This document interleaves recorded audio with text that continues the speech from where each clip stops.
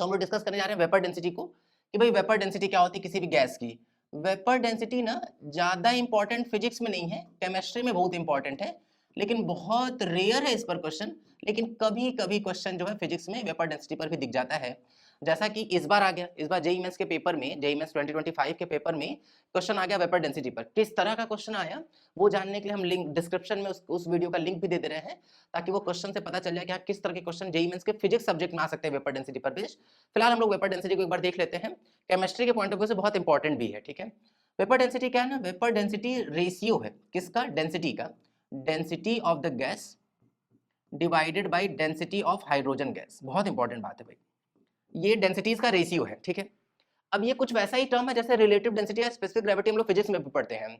अगर हम बोले कि रिलेटिव डेंसिटी क्या है, तब हम लोग बोलेंगे कि density of the substance by density of water. लेकिन अगर वेपर डेंसिटी की बात की जाए तो density of the gas by density of hydrogen gas की बात करें। क्लियर ना। अच्छा, अगर हम लोग डेंसिटी की बात करें, भाई डेंसिटी होता क्या, डेंसिटी होता है mass by volume, mass of the gas divided by volume of the gas. Similarly हम यहां भी लिख सकते हैं कि mass of the hydrogen gas divided by volume of the hydrogen gas. Clear ना।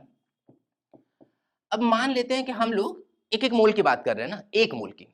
भाई अगर एक मोल की बात करें तो जो मास होगा वो तो मोलर मास के बराबर होगा, क्योंकि भाई नंबर ऑफ मोल का फॉर्मूला क्या होता है, नंबर ऑफ मोल का फॉर्मूला होता है मास बाई मोलर मास या मॉलिक्यूलर वेट बोल रहे हैं हम लोग।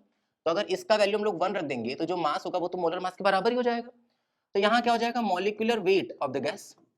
और एक मोल, चाहे हम कोई भी गैस लें, उसका वॉल्यूम जो होता है एसटीपी पर, वो तो हमेशा 22.4 लीटर होगा। तो 22.4 लीटर डिवाइडेड बाय, अगर हम हाइड्रोजन गैस के लिए भी 1 मोल ले लें तो इसका जो मॉलिक्यूलर वेट होगा वो रखना पड़ेगा, और हाइड्रोजन गैस का मॉलिक्यूलर वेट तो हम लोग को पता है कि 2 होगा, डिवाइडेड बाय, अगर हम लोग फिर से वही कि 1 मोल लिए हुए अगर हाइड्रोजन गैस का, तो एसटीपी पर इसका भी तो जो वॉल्यूम होगा वो 22.4 लीटर ही होगा। 22.4 कट जाएगा तो क्या आ जाएगा, ये molecular weight of the gas divided by 2। भाई दोनों जगह लीटर तो कट तो चुका ही है।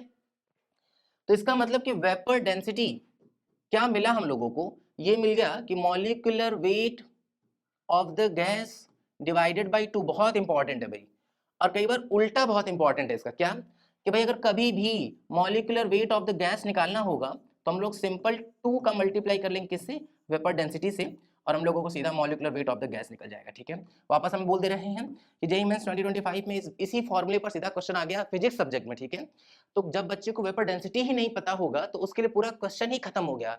इसीलिए छोटे छोटे टॉपिक्स बहुत इंपॉर्टेंट है। हम लोग इस पूरे प्लेलिस्ट में ढेर सारे छोटे छोटे टॉपिक कवर किए हैं, तो जाकर के उन सारे प्लेलिस्ट सारे छोटे छोटे टॉपिक्स को देख लेना है, क्योंकि कई बार ये बच्चों से भी मिस हो जाता है, टीचर से भी मिस हो जाता है, और पेपर में सीधा इसे टॉपिक का नाम ले लेते हैं तो बच्चे को लगता है कि सर ये टॉपिक ही नहीं पता तो फिर क्वेश्चन कैसे करेंगे, और लिटरली सही भी बात है। इसलिए बहुत इंपॉर्टेंट है कि हम लोग ऐसे छोटे छोटे टॉपिक्स को कवर किए रखें। ठीक है ना, थैंक यू।